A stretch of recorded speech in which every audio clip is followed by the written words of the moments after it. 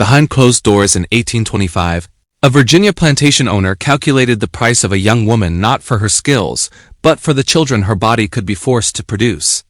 The office was dim, lit only by flickering candlelight. A trader from the Cotton Belt stood beside the planter, his eyes coldly assessing. "Strong frame," he muttered, jotting notes. "Ideal age.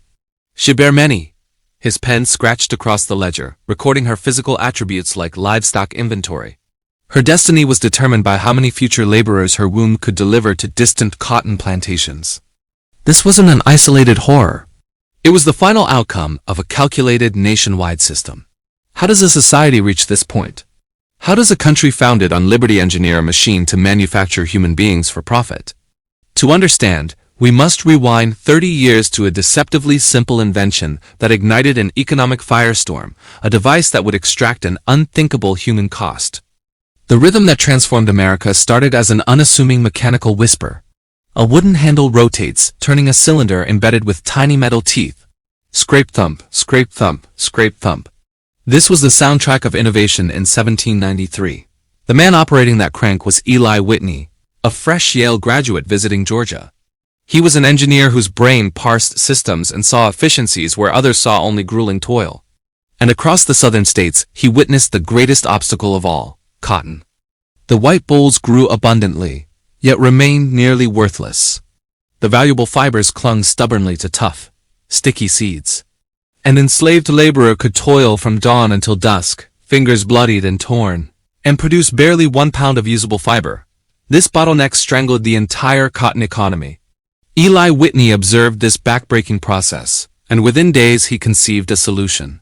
He sketched a straightforward apparatus: a box, a crank, and that tooth-studded cylinder. The drum would draw raw cotton through a wire mesh. Fibers would pass through. Seeds would be scraped aside.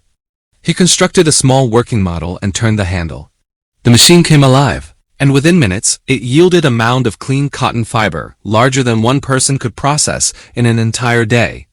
This single modest machine replicated the output of 50 human workers. Whitney envisioned his gin as a great emancipator that would reduce dependence on enslaved labor. He had no comprehension of the catastrophe he was about to trigger. News of the cotton gin swept through Georgia's countryside like wildfire. Plantation owners arrived to witness the device firsthand, but they didn't envision using fewer workers.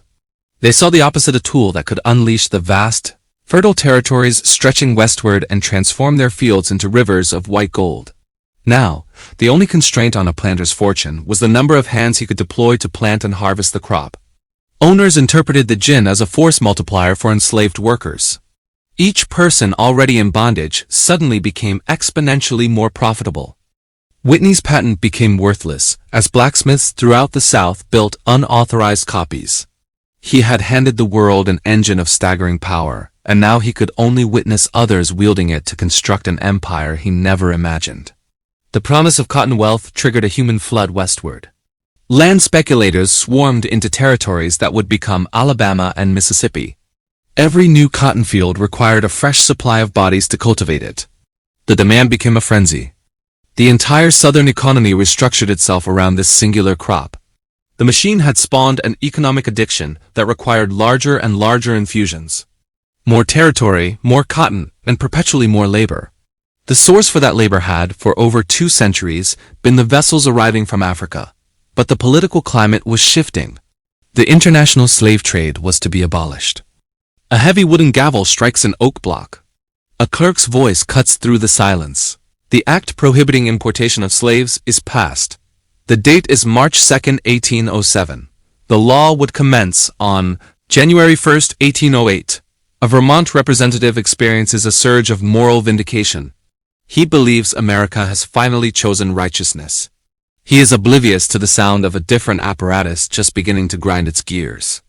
Hundreds of miles southward, a Virginia tobacco farmer hears a ticking clock. The cotton boom is thundering forward. The federal government has just announced its intention to shut off the valve. He gazes across his own enslaved population, and the calculation he performs is cold and chilling.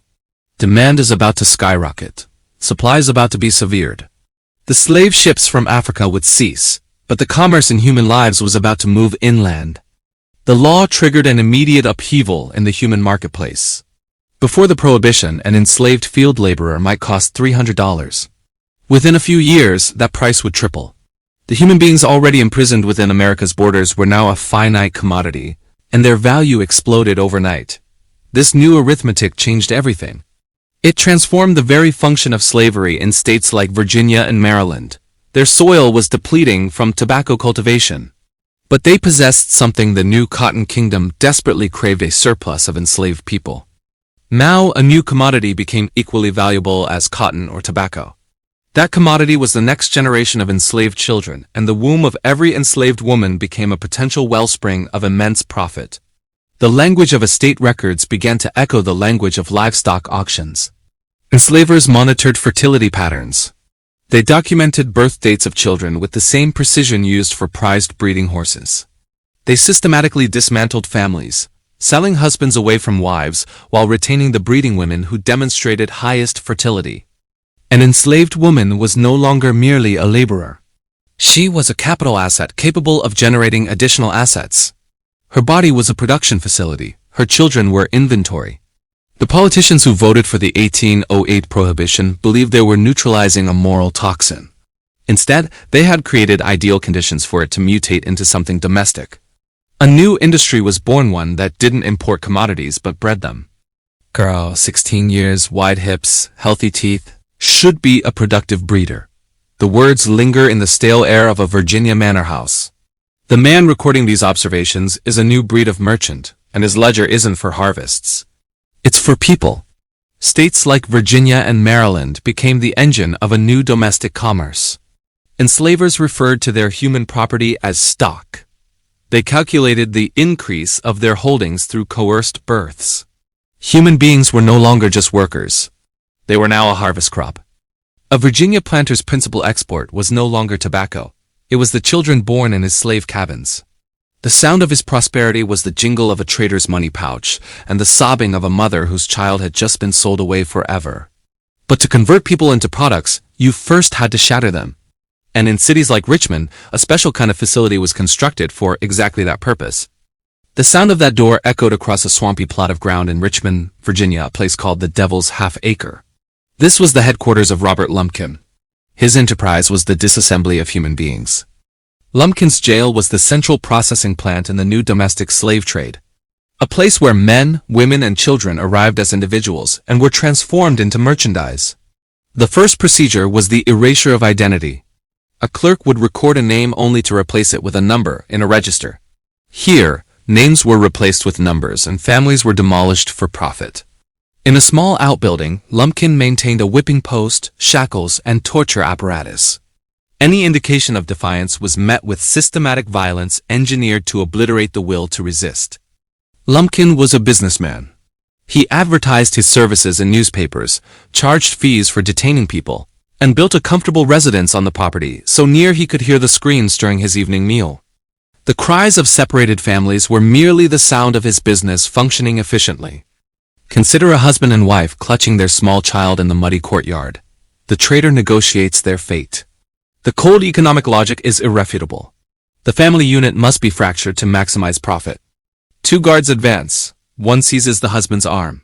Another grabs the wife. The child is torn from her mother's embrace. The screaming erupts a raw, primal sound of absolute anguish. The man is dragged toward a pen destined for Tennessee. The woman is shoved toward a structure where she be sold individually. They might receive one final glimpse before the iron doors slam shut between them permanently. For those sold and broken at Lumpkin's, the horror was far from concluded. Next came the long, brutal march southward. The first sound was a low metallic jingling, the rhythmic clank of iron on iron. This was the sound of the coffle being assembled. Dozens of men chained together by their necks and wrists were organized into a long single-file line. Women and older children marched alongside, bound together with rope. This journey was engineered to strip away every remaining fragment of hope and selfhood. It was a mobile factory of despair. This was the second Middle Passage, an overland expedition across the heart of a nation. Historians calculate that nearly 1 million enslaved people were relocated from the Upper South to the Deep South in this manner. It was one of the largest forced migrations in human history. They were the fuel for the Cotton Kingdom, and this was the pipeline that transported them. If this history moved you, Hit that like button for wins of thought, and let's make sure these stories are never forgotten.